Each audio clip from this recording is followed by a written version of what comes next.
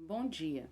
Estamos aqui mais uma vez para uma IBD, para mais uma aula, né? A IBD não pode parar, a palavra de Deus não pode parar em meio a essa pandemia.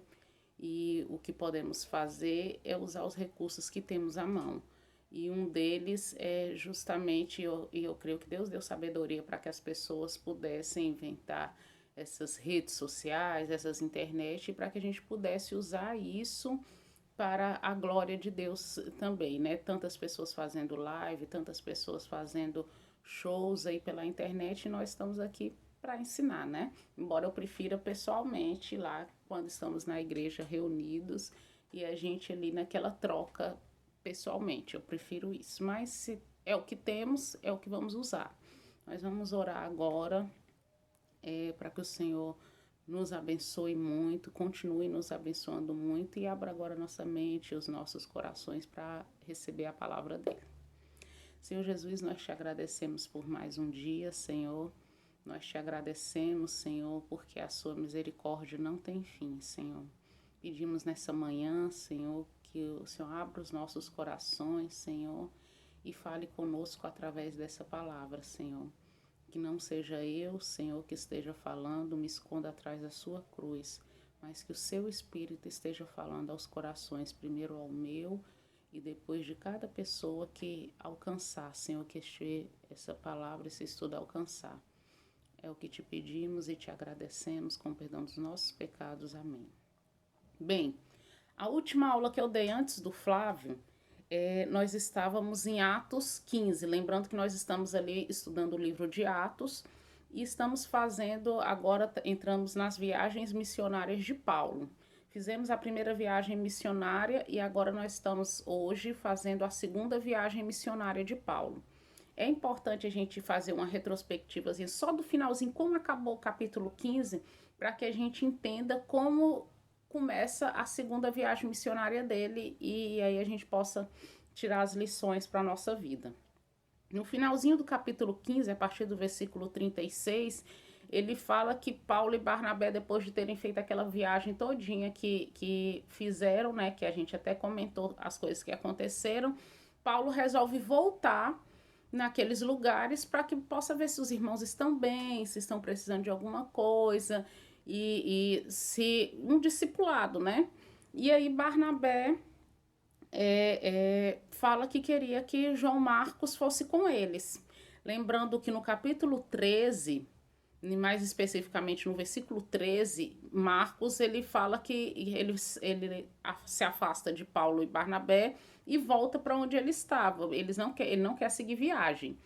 Alguns historiadores dizem que é por ele ser novo demais, que ele não aguentou a pressão do trabalho missionário, porque vocês viram que nesse meio tempo Paulo foi apedrejado, sofreu perseguição, ele e Barnabé.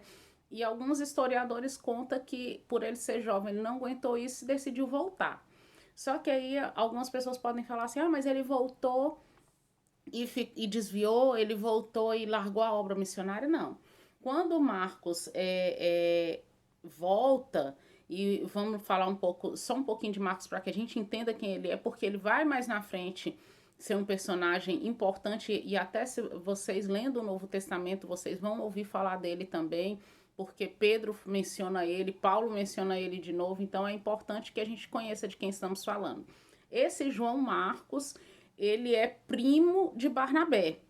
E isso está em Colossenses 4:10 e a gente vai só conferir, porque é muito importante que quando a gente dá uma informação, a gente confira para saber se a informação que estão me dando é verdade, né? Sabe lá, se a Erika não tá doida, tá falando isso dela. Mas vamos lá em Colossenses 4, versículo 10.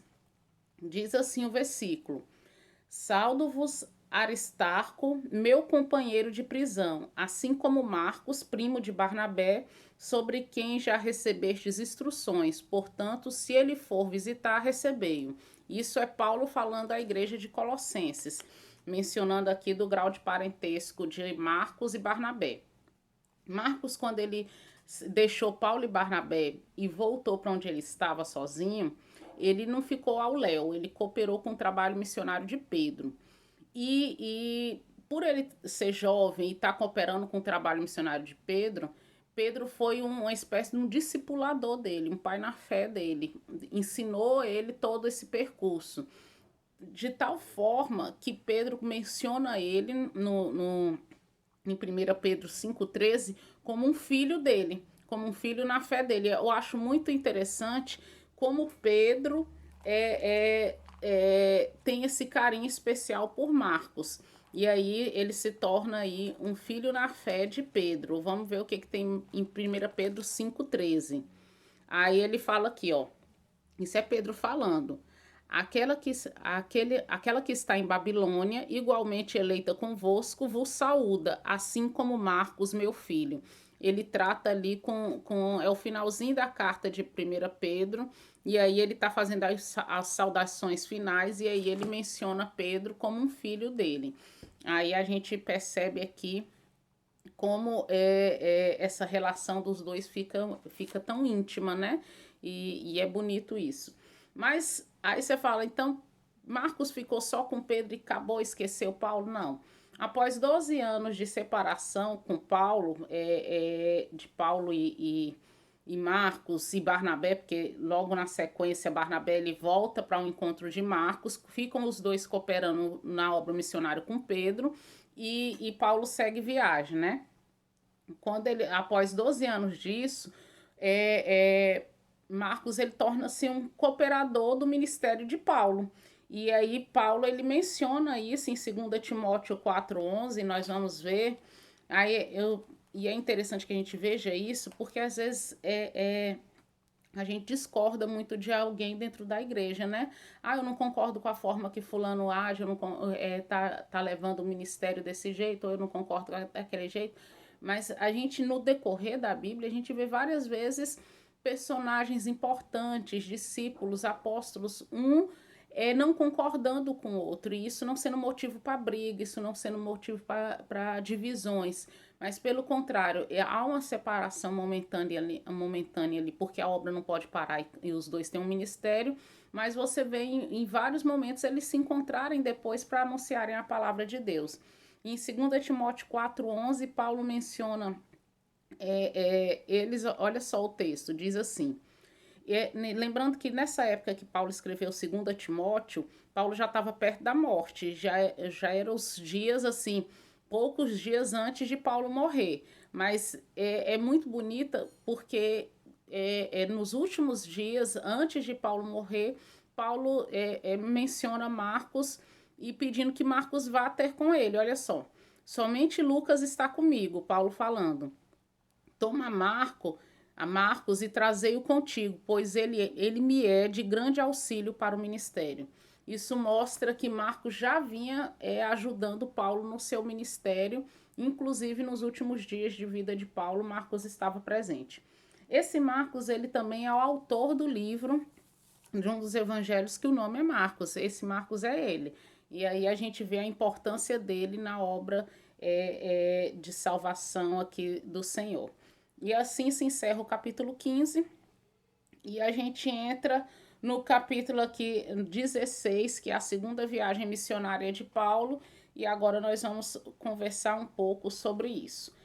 Eu não vou ler toda a segunda viagem missionária, alguns pontinhos eu vou ler, outros não, mas eu não vou ler toda porque se torna extenso nosso tempo, não vai dar certo, não vai dar conta. Mas Paulo inicia o capítulo 16 falando assim: Paulo chegou também a Derbe e a Listra, e vivia ali um discípulo chamado Timóteo. Olha o novo personagem entrando na história aí. Filho de uma judia cristã, sendo seu pai um grego. Esse versículo 2 é o que eu quero que os irmãos prestem atenção. Os irmãos de Listra e Icônio davam bom testemunho dele.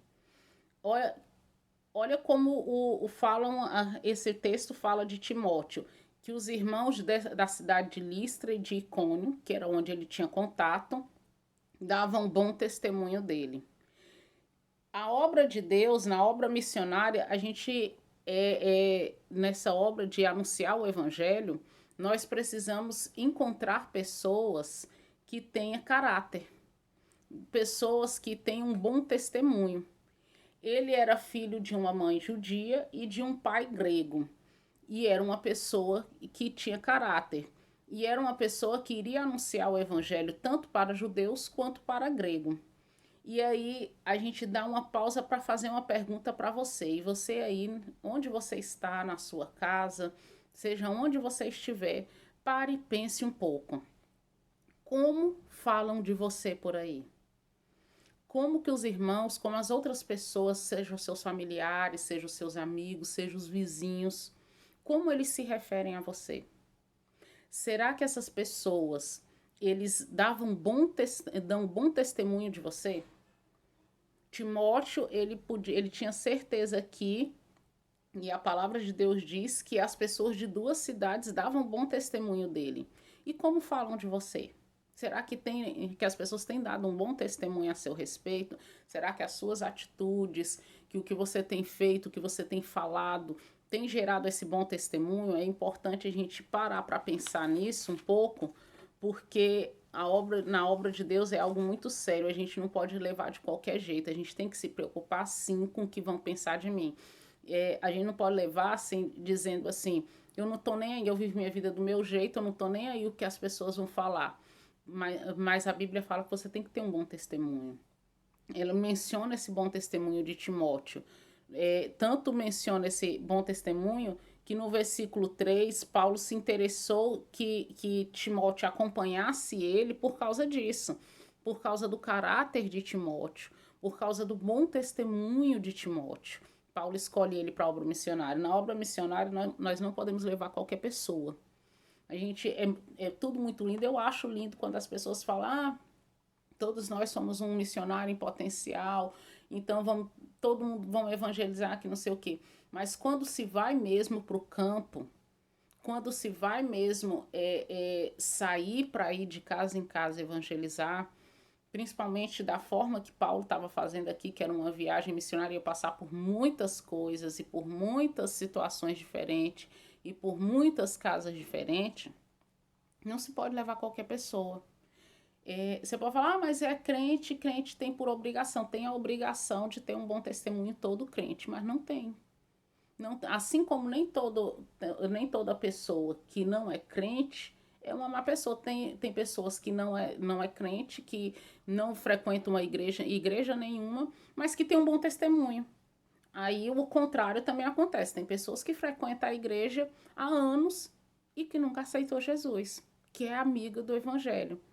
E como que a gente identifica isso? A Bíblia fala que é pelo fruto que você conhece a árvore. E quais são os frutos? Aqueles frutos que estão em Gálatas 5:20. E se você não produz esses frutos na sua vida, então alguma coisa está de errado, né? Então a gente não pode levar qualquer pessoa para o trabalho missionário, porque essa pessoa tem que dar bom testemunho. E o que é interessante nisso aqui, que Paulo, quando ele escolhe Timóteo, aí lembra que eu frisei ali que Timóteo era filho de uma judia com um grego. Então Timóteo ele tinha ele tinha naturalidade de judeu, só que Timóteo não era circuncidado. E aí Paulo ele pede para que ele passe pela circuncisão, não porque isso fosse algo que levasse à salvação de Timóteo, o motivo não era esse. Era porque como eles iam evangelizar tanto o grego quanto o judeu, para que não fosse motivo de escândalo, aí ele pediu para que Timóteo passasse pela circuncisão, para que ele não servisse de escândalo. Olha como é importante esses detalhes. Paulo, eu mostrei para vocês na aula passada um texto que Paulo fala assim, que ele vai se adaptando a cada povo para que ele não sirva de motivo de escândalo para aquele povo, para que o evangelho possa entrar de uma maneira leve na vida daquelas pessoas. E aqui Paulo faz a mesma coisa com Timóteo. Ele fala, embora isso não seja um requisito para a salvação, você vai passar pela circuncisão porque nós vamos evangelizar judeus e para que isso não seja motivo de escândalo, não tem problema nenhum, não é nada de errado, então você passa. E foi o que aconteceu. Timóteo, ele passou pela circuncisão e seguiu viagem com Paulo. Aí inicia-se ali a viagem missionária de Paulo. A partir do versículo 6 começa é o chamado de Paulo até Macedônia. Paulo e seus companheiros, e eu estou aqui caminhando pelo versículo 6 em diante, Paulo e seus companheiros de ministério foram impedidos, no versículo 6 ele diz que foram impedidos pelo Espírito Santo de pregar a palavra na província da Ásia. E é interessante que a gente vê essa questão de foram impedidos de ir, porque se eles foram impedidos, é porque eles ouviam a voz do Espírito Santo. Eles não estavam, não foram eles que traçaram o percurso de uma viagem para onde eu vou. Eu vou para um lugar que eu achei aquela cidade ali legal, então eu vou evangelizar lá. Não. Eles pediam a orientação de Deus e o Espírito Santo de Deus guiava para onde eles precisavam ir. A ideia principal era não chegar ao evangelho na Ásia, não. É porque tudo tem o seu tempo. O tempo de Deus, que é o Kairos, é diferente do nosso tempo.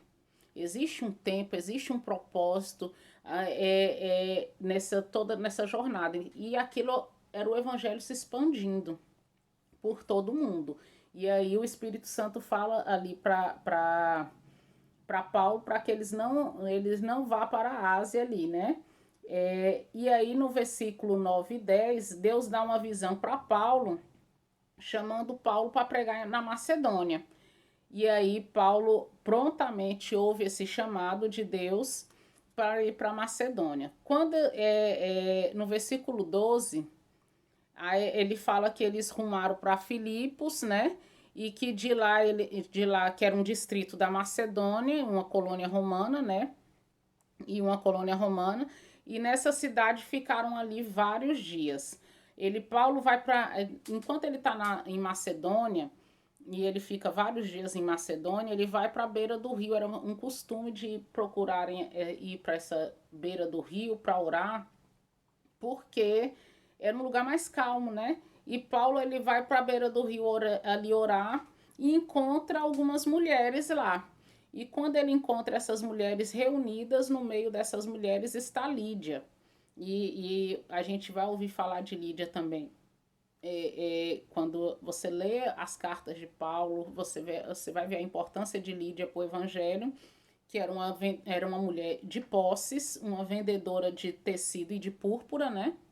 Então, era uma mulher que tinha condição financeira, estava ali junto com essas outras, e Paulo começa a falar acerca de Jesus para aquelas mulheres, acerca do evangelho, e o coração de Lídia é tocado, e Lídia aceita ali o evangelho, recebe o evangelho, e se converte, e ali mesmo já estavam no rio, Lídia foi batizada. E Paulo ali continua esse percurso dele de anunciar o evangelho ali na Macedônia, né? E então aconteceu que Paulo indo, já estou a partir do versículo 16, Paulo indo para um lugar de oração, ele saiu lá, quando ele sai ali daquele lugar de oração, ele encontra uma jovem que é escrava e ela é tomada por um espírito de adivinhação. O que acontece com essa jovem? Os donos dela eram uma jovem escrava.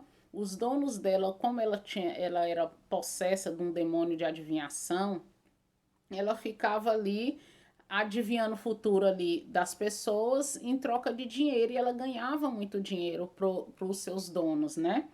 E quando Paulo passa por essa jovem e Paulo e seus companheiros anunciando o evangelho, essa mulher começa a gritar atrás dele. Ela vem seguindo Paulo e começa a gritar assim: estes homens são servos do Deus Altíssimo e vos anuncio o caminho da salvação. Esse texto dos versículos 16 ao 18 é de suma importância, porque vocês percebem que o que essa mulher estava falando não era mentira. O que aquele demônio dentro dela estava testemunhando não era mentira. Realmente eles eram servos de Deus e estavam ali anunciando o caminho da salvação. Só que ela começa a fazer isso, e ela faz isso várias vezes, até que o coração de Paulo se irrita com aquilo. E aí Paulo expulsa o demônio daquela mulher. E ela até que ela se aquieta, né? O versículo 18 diz que Paulo irritou-se com aquela atitude, dirigindo-se ao Espírito, repreendeu, exclamando: ordena a ti, em nome de Jesus Cristo, que retire-te dela. E ele, naquele mesmo instante, saiu. Paulo expulsa o demônio daquela mulher e fica aqui para nós algo muito importante, muito relevante dentro desse texto. Que Paulo, embora aquela mulher estivesse falando a verdade, embora aquele demônio dentro daquela mulher estivesse falando a verdade, Deus não precisa de ajudinha do diabo para que a palavra dele seja anunciada. Deus não tem intenção nenhuma de associação com o diabo. A Bíblia fala que a luz e as trevas não caminham juntos. Que por um lado é a luz, por outro é a treva, que não há comunhão entre Deus e o diabo. E vamos, para que a gente entenda isso de uma maneira mais ampla, nós vamos abrir nossa Bíblia em 2 Coríntios, capítulo 6, versículos de 14 a 16, e o 16 nós vamos ler só a parte A. Se vocês quiserem depois ler o texto todo, podem ler. Mas nós vamos ficar só até a parte A do versículo 16 hoje. 2 Coríntios 6, a partir do versículo 14, olha o texto que Paulo escreve aqui. Não se juntem com descrentes para trabalhar com eles, pois como é que o certo pode ter alguma coisa a ver com o errado? Como é que a luz e a escuridão podem viver juntas? Como podem Cristo e o diabo estar de acordo? O que é que um cristão e um descrente têm em comum? Que relação pode haver entre o templo de Deus e os ídolos? Pois nós somos o templo do Deus vivo. Precisa falar mais alguma coisa acerca disso, tentando defender isso? Nós vimos há um tempo atrás, eu acredito que foi no ano passado, um cantor e que também se diz pastor, que estava dentro de um centro de macumba, de candomblé ali, estava tendo uma festa, algum evento, e ele estava lá dizendo que nós não podemos fazer acepção de pessoas, temos que andar tudo de mão dadas, que não sei o quê. Sou eu que estou falando que isso não deve fazer? Não sou eu que estou falando. A Bíblia fala que comunhão que tem. Como que a gente pode se ajuntar com o descrente? Que relação pode haver entre o templo de Deus e os ídolos? Que relação podia haver entre Deus estar ali abençoando um trabalho que a gente sabe que não é dele? Que esse trabalho ali não é a favor dele. Todo mundo sabe o que acontece dentro de um centro de Umbanda. Então, assim, é difícil, é delicado esse assunto, é delicado. Mas a Bíblia é muito clara. E esse texto de 2 Coríntios é um texto que ele fala muito forte a isso. A gente não pode desconsiderar, porque por mais que a gente agrade toda uma população, por mais que a gente agrade às vezes um membro da família fazendo isso, a gente está desagradando a Deus. E quando a gente resolve, quando a gente decide em nosso coração agradar a Deus, então a gente vai entender que a gente vai desagradar muita gente. E a gente vai ser chamado de muitos nomes que a gente não queria. A gente viu isso na primeira viagem missionária de Paulo, muitas pessoas levantando falso a respeito dele, chamando ele de vários nomes, justamente porque eles defendiam essa questão do evangelho de Deus puro, simples e imaculado. E o evangelho de Deus é muito claro, é muito preto no branco. A gente não pode tá misturando essas coisas. E aí, depois que Paulo expulsa o demônio daquela escrava, os donos dela percebeu que a sua fonte de lucro tinha acabado, que tinha se esgotado ali. E aí logo eles ficaram com muita raiva, aquilo deu uma confusão. Olha que coisa, né? Paulo não só acabou com a história do diabo, como com isso ele arrumou uma briga enorme. As pessoas podiam falar, se fosse hoje, as pessoas podiam falar, não, deixa ali aquela menina ali, poxa, a gente vai tirar o sustento daquele homem, ele é o sustento dele, deixa, não tem nada a ver comigo, não tem nada a ver contigo, tem a ver com Deus. Então, assim, Paulo não queria saber se não tinha nada a ver com ele. Tinha a ver que ele estava ali para anunciar o evangelho e que Deus falou que em nome deles eles expulsariam demônios, fariam coisas grandes. E como é que ele vê um demônio ali e não expulsa? Passa desapercebido. Então tinha a ver com ele, sim, tinha a ver com o evangelho. E aí o dono daquela escrava fica com muita raiva, né? E começa ali, chama alguns homens, sendo judeus, e diz que Paulo e Silas estavam perturbando ali a paz ali daquele lugar. Eles espancam Paulo e Silas e, e a gente tira uma lição, algumas lições muito importantes, que ainda que pareça bom aos olhos dos outros, se a Bíblia condena, é errado. Ainda que seja conveniente, porque aquela menina está ganhando dinheiro para o seu patrão, era muito conveniente, se a palavra de Deus condena, é errado.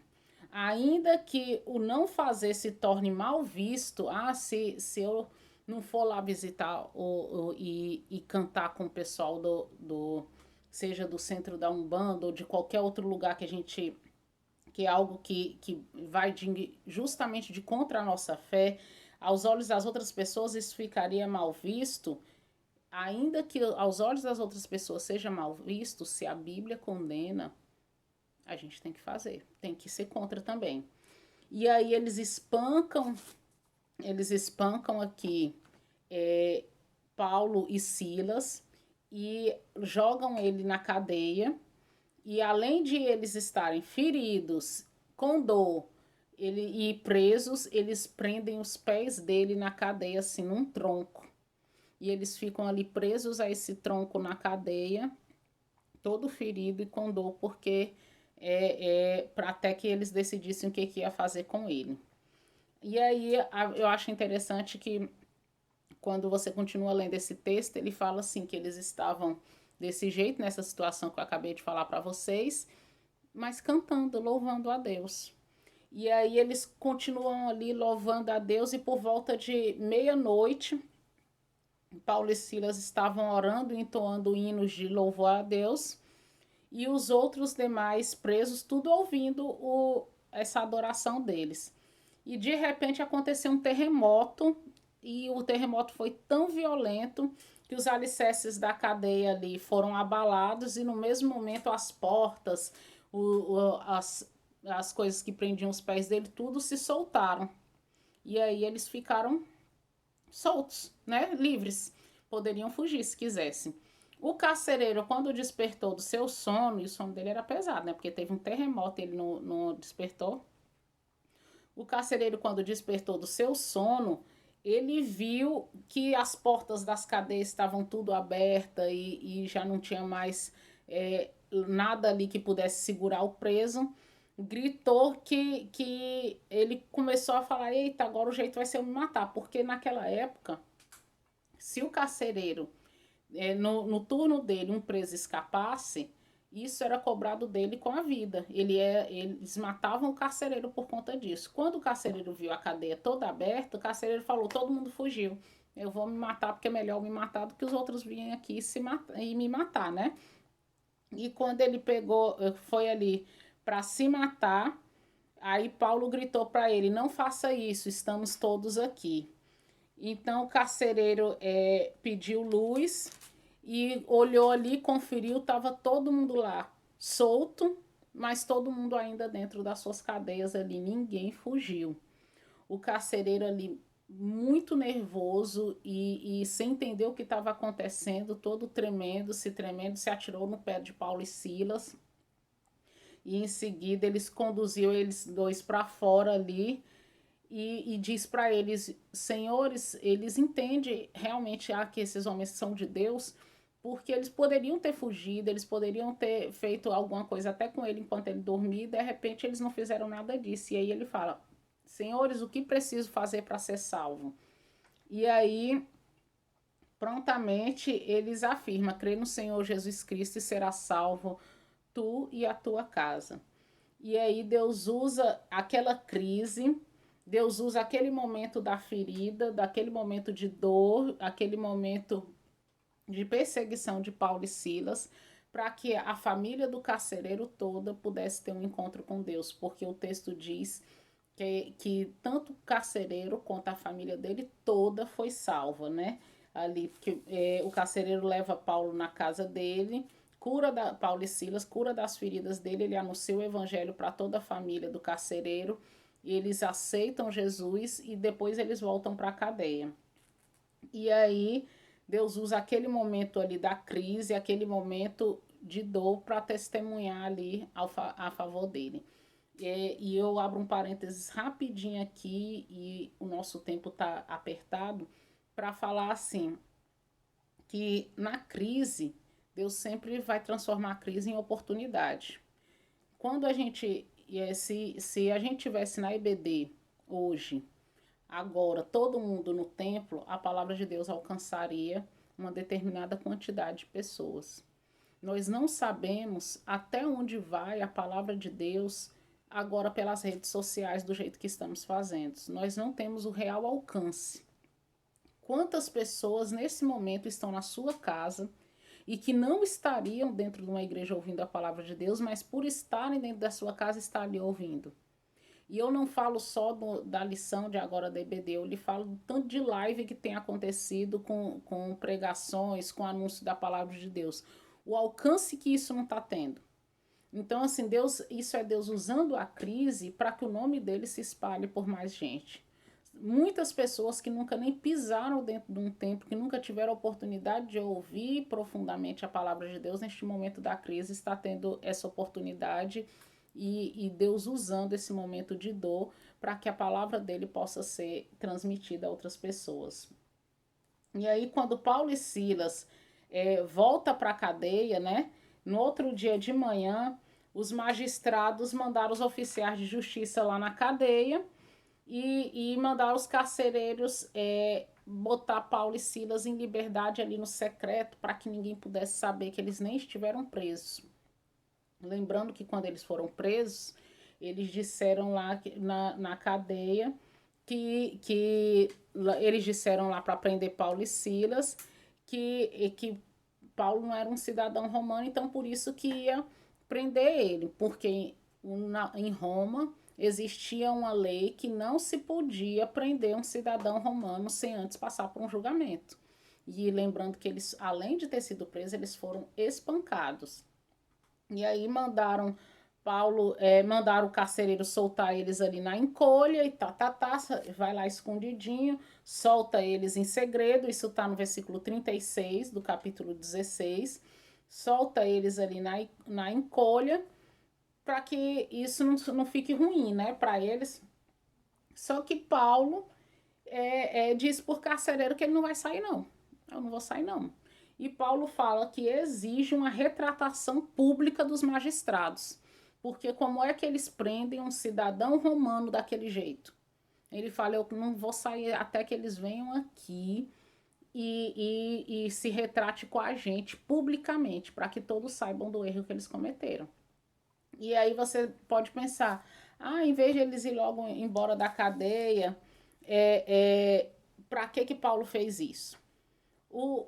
Os crentes de Filipos, os cristãos de Filipos e daquelas regiões ali, sofriam perseguição dia a dia e era feito do jeito que fizeram com Paulo, jogando na cadeia, espancando, sem mais nem menos, sem julgamento nenhum.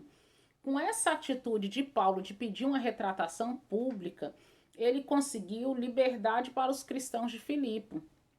As pessoas teriam mais cuidado no trato e no respeito para com os cristãos, os crentes daquele lugar, né, daquelas regiões, né?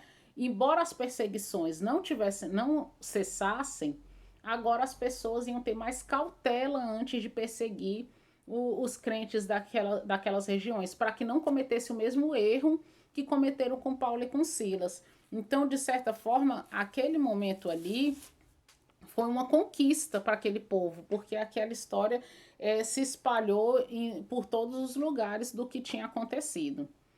E aí, quando acaba quando passa esse negócio, que houve a retratação, assim que eles deixaram a prisão, eles foram para a casa de Lídia, né? Que era aquela vendedora de púrpura que a gente viu ali atrás que ela tinha se convertido, e lá tinham muitos irmãos juntos, reunidos. E ali Paulo e Silas encorajam aqueles irmãos e seguem viagem. Aí no versículo 17, Paulo ele segue sua viagem e ele vai para Tessalônica. Lá em Tessalônica, e a gente vai percebendo assim que cada lugar desse que tem uma importância muito forte, tanto para ser centro comercial, quanto uma igreja, ser uma igreja muito forte a que fica ali, o Paulo ele escreve cartas àquelas igrejas. Essa igreja tessalônica, ele escreve a carta aos Tessalonicenses. A primeira e a segunda epístola de Tessalonicenses é a carta de Paulo para essa igreja que agora ele chega aqui no local de Tessalônica, né? E aí Paulo e Silas anunciam Jesus durante 3 semanas em Tessalônica, nas sinagogas. E aí a perseguição ali fica muito grande contra Paulo e Silas, e eles decidem fugir para Bereia. E às vezes a gente pensa assim, mas eles acabaram de ser libertos da prisão, para que eles fugiram? Do mesmo Deus que libertou eles da prisão e deu aquela reviravolta toda, pode fazer a mesma coisa, pode fazer. Deus pode fazer o que ele quiser. Deus pode curar, pode curar. Deus pode ressuscitar morto, pode ressuscitar morto. Mas nunca a gente vai saber se aquele momento ali é a vontade de Deus fazer aquilo ou não. Naquele momento, Deus permite que Paulo e Silas fujam porque ele tinha um propósito maior em Bereia. A perseguição aconteceu em Tessalônica, mas o evangelho não deixou de ser pregado lá. Paulo já tinha pregado o evangelho nas sinagogas e a igreja já estava funcionando lá, tanto que Paulo mais tarde escreve cartas para aquela igreja e ele volta naquele local. Só que era necessário que ele fosse para Bereia. E aí essa perseguição, a gente até pode dizer que foi uma ação permissiva de Deus para que impulsionasse eles para seguir viagem para Bereia. Às vezes o que parece uma fuga pode estar dentro do plano de Deus para que o evangelho chegue em outro canto. Eu lembro que quando a gente a gente morava em Brasília, e eu sempre conto isso na IBD para os alunos, a gente morava em Brasília, eu e meu marido e minha filha mais velha, e nossa casa pegou fogo, e meu marido perdeu o emprego, e eu engravidei, e era alto risco, e de repente a gente chegou num momento em que não tinha mais para onde ir. Os dois desempregados, eu grávida de alto risco, com uma filha pequena, a casa que tinha acabado de pegar fogo, não tinha mais o que fazer ali, não tinha mais. E todas as portas se fecharam para a gente. E a igreja tinha uma igreja aqui no Piauí que orava pedindo a Deus que mandasse alguém para ajudar eles na obra deles, né? Na obra do evangelho deles, com os jovens e com a igreja em si. A gente não sabia que essa igreja orava, mas quando Deus fechou todas as portas para a gente, foi para que a gente impulsionasse a gente a vir para cá. E a gente em momento nenhum tinha no coração, vamos embora para o Piauí, não. Mas de repente Deus foi conduzindo a gente até o momento de falar, é para lá que a gente vai, vocês vão para aquele lugar, aquele estado, para aquela cidade, para aquele bairro, para a igreja tal. E Deus foi conduzindo tudinho. Teve que se fechar uma porta num lugar para que a gente saísse da nossa zona do conforto. E eu costumo falar, se a gente tivesse os dois trabalhando, ganhando bem, com tudo bonitinho, a gente não ia vir para cá. A gente não ia vir. Às vezes Deus tira a gente da zona do conforto para impulsionar a gente para o lugar onde Ele quer ir. E nesse momento, aquela perseguição em Tessalônica de Paulo e Silas impulsionam eles para que eles vá, né, para a igreja de Bereia. E aí, quando para a igreja de Bereia, para a cidade de Bereia. Então, eles vão para lá e chegando ali, eles se dirigem às sinagogas e começa a testemunhar, a falar de Deus ali. E uma coisa que ele chama bastante atenção nesse texto é que a Bíblia fala que os bereanos, eles ouviam tudo e avaliavam o que a pessoa estava dizendo, e depois ele ia lá, estudava a palavra para saber se o que ele estava falando era verdade. Eles não ouviam e engoliam como verdade. Eles iam estudar a palavra, eles conferiam para ver se o que as pessoas, o que Paulo e Silas estavam falando, se era verdade. Isso é uma marca importante que tem que ter na vida de todos nós. Seja pastor, seja bispo, seja quem for que estiver falando qualquer coisa, principalmente a respeito da palavra de Deus, não engula como aquele ali é um pastor, é um que se diz apóstolo, é não sei quem, então ele sabe mais do que eu. Não engula desse jeito. Pegue os textos que essa pessoa está pregando, que ela está anunciando, anote e vá ler, vá conferir, leia o contexto, leia os textos que vêm acima, os textos que vêm abaixo, leia todo o contexto para você entender se aquilo é verdade. Era assim que as pessoas de Bereia faziam, para que não fosse enganada. E hoje muita gente se levanta nas redes sociais falando mentiras acerca da palavra de Deus, e se você não confere, você é enganado. Você precisa conferir o que estão falando. Eu tenho anunciado aqui, dado esses textos para vocês, e todos eles eu tenho falado para vocês. Abra suas Bíblias, anote. Sabe por quê? Para que vocês confiram, para que saibam do que vocês estão crendo. Vocês têm que saber que a sua fé não é no que a Érica diz, não é no que o pastor diz. A sua fé tem que ser no que a Bíblia diz. E para que você tenha a fé baseada na Bíblia, você tem que estudar a Bíblia, não baseado no que o outro estuda. E aí eles ali anunciam a palavra em Bereia, aquelas pessoas vão conferindo, e a perseguição cresce de novo em Bereia, e Paulo segue viagem para Atenas, mas ele segue para Atenas, mas deixa Silas e Timóteo ali em Bereia, continuando o trabalho de evangelização naquele lugar, e Paulo segue para Atenas. Atenas era um centro de artes, de arquitetura e política, muito grande naquela época. Nós estamos aqui no versículo 18, viu, gente, do capítulo 17. E Atenas também ele tinha muitos filósofos, e dois grupos de filósofos que a Bíblia menciona nesse versículo 18 são os epicureus, que eram os que acreditavam que o prazer era o maior objetivo da vida, e os estoicos, que eles acreditavam que viver era pela visão acima de qualquer sentimento. E isso queria dizer que era pelo que eles viam. E a gente sabe que a fé não é pelo que vê, né? Mas os estoicos, os filósofos estoicos, acreditavam que era viver era pelo que se via acima de qualquer sentimento. E o outro acreditava que o prazer era o maior objetivo da vida, para vocês entenderem esse lugar aqui, como que era Atenas. E aí Paulo chega, Atenas era uma cidade bastante idólatra, tinha muitos deuses. Logo a gente sabe que a Grécia tem um monte de deus, tem deus para tudo enquanto.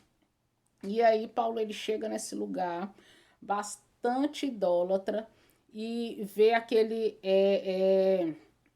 eles se reuniam nesse areópago onde as pessoas ali, os filósofos, os poetas, tudo ali eles falavam ali do que conheciam, e eles eram muito curiosos em aprender, muito curiosos em saber o que estava acontecendo, e isso era interessante porque isso foi o motivo pela qual o evangelho foi anunciado ali.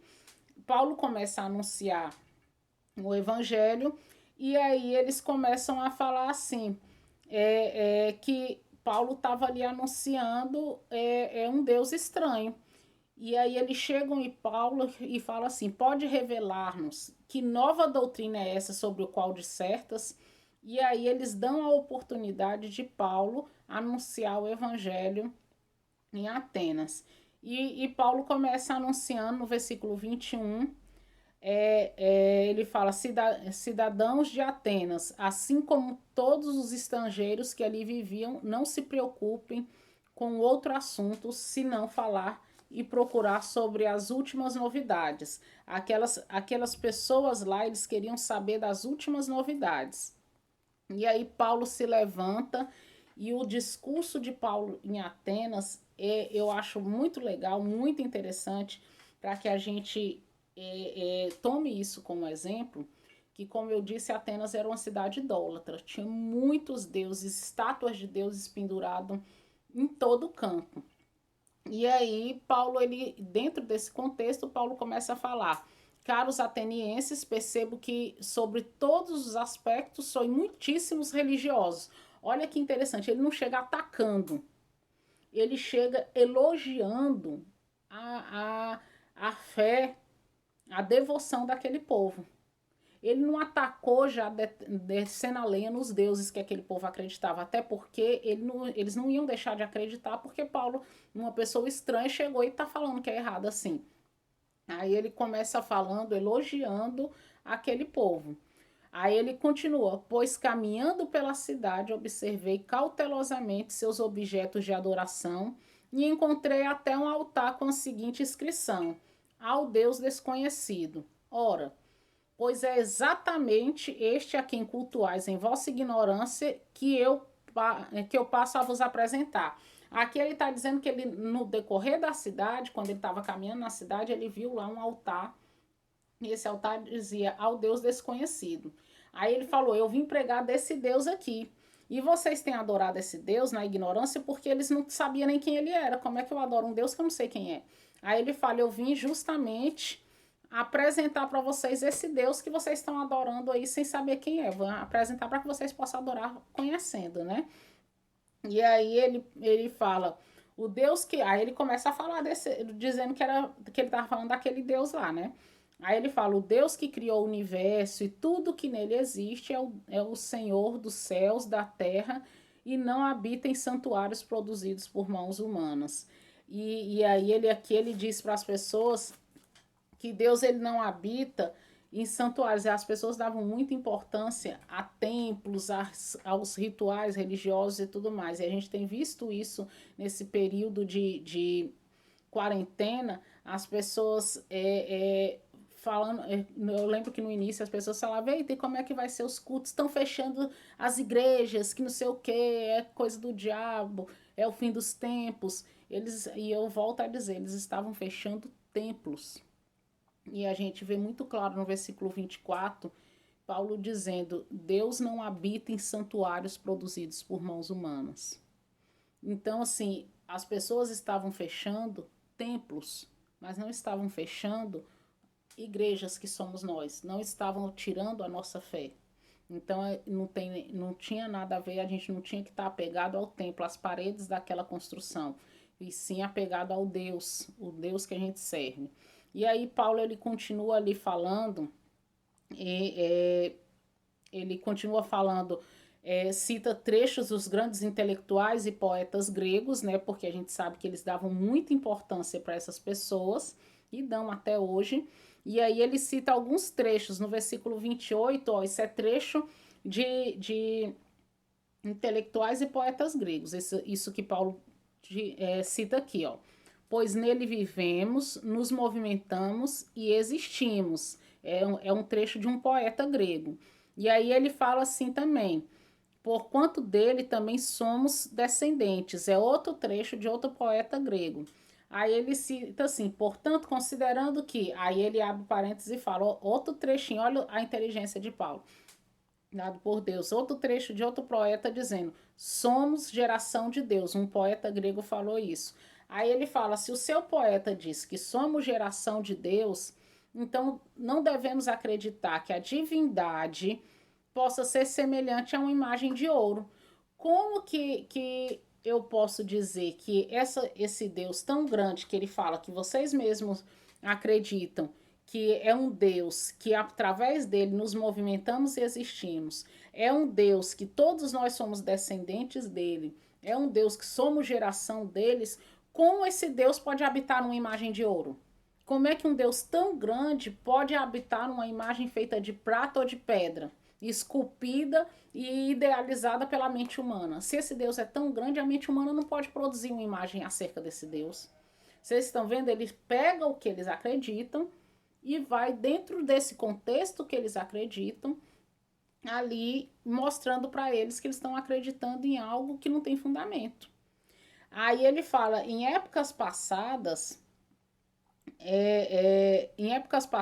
Deus não levou em conta a falta de sabedoria, mas agora ordena que todas as pessoas, em todos os lugares, cheguem ao arrependimento, porque Deus determinou um dia em que julgará o mundo com rigor de sua justiça, por meio de homens que para isso estabeleceu.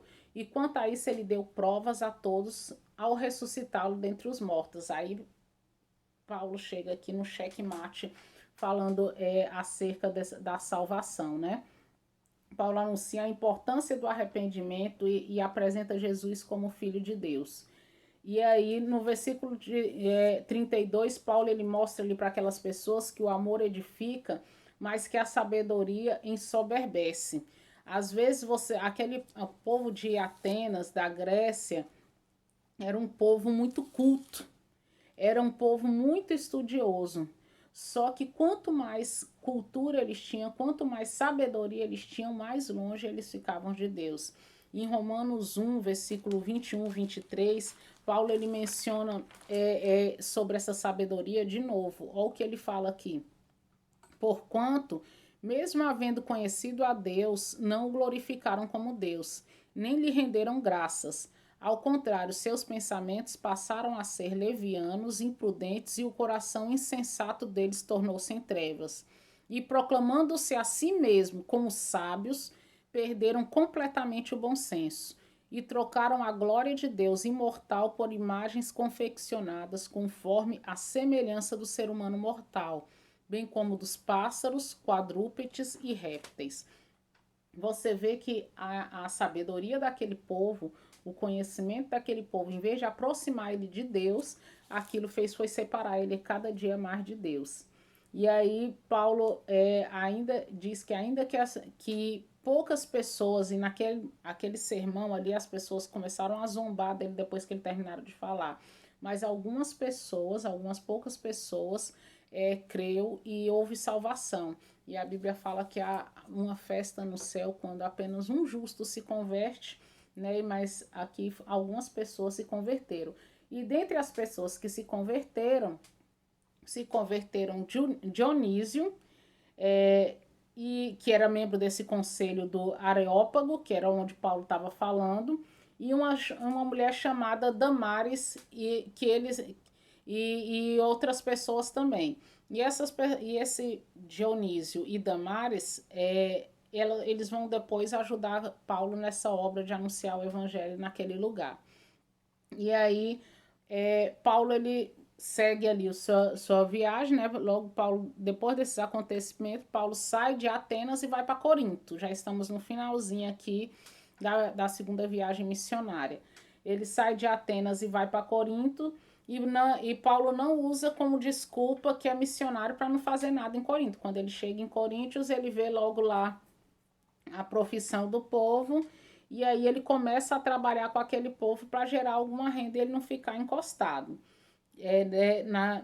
nos irmãos. Então ele trabalha mesmo, além de anunciar o evangelho, ele começa a trabalhar ali em Corinto para gerar o sustento. Mais tarde chega Paulo, depois que Silas e Timóteo chegam à Macedônia, Paulo começa, chegam da Macedônia, Paulo começa a anunciar e se voltar para esse trabalho evangelístico mesmo, né? Mas ali, contudo, muitas pessoas se opuseram e começaram a fazer insultos contra Paulo, enquanto Paulo pregava o evangelho ali naquele lugar, em Corinto.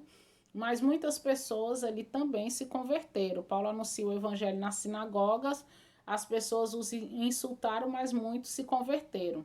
E aí Paulo fica muito decepcionado com aquele povo de Corinto, pelo jeito que eles trataram o evangelho.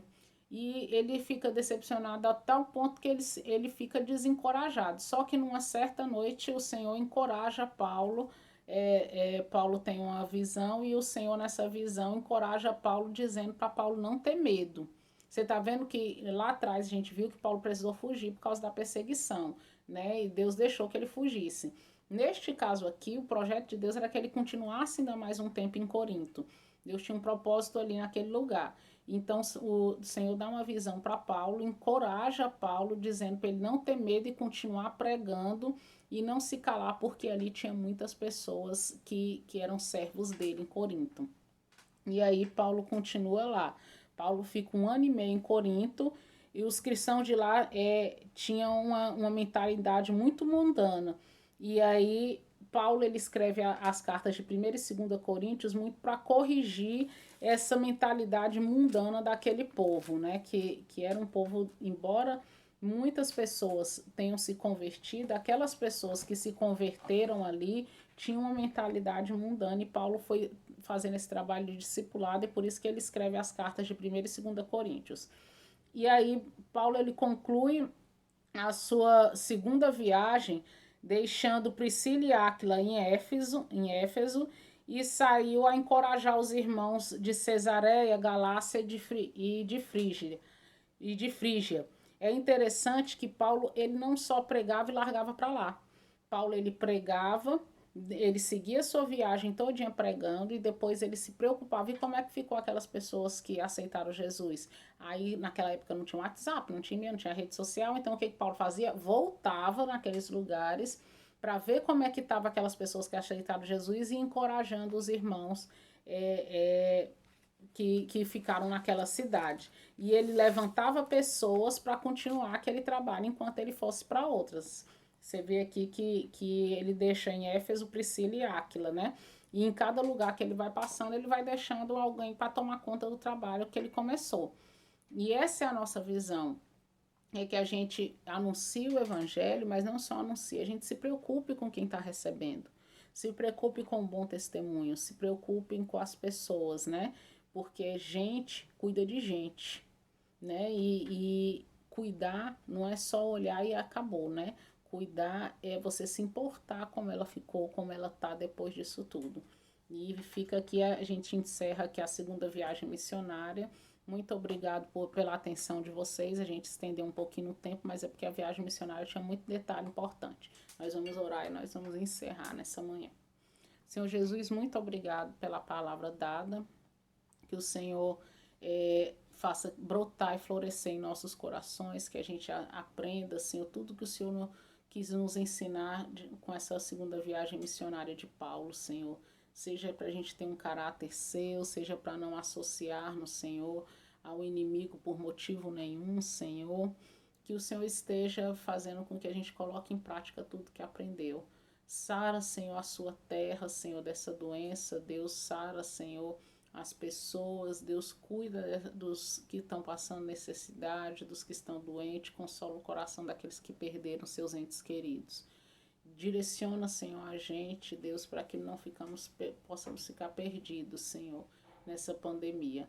É o que te pedimos e te agradecemos com o perdão dos nossos pecados. Amém.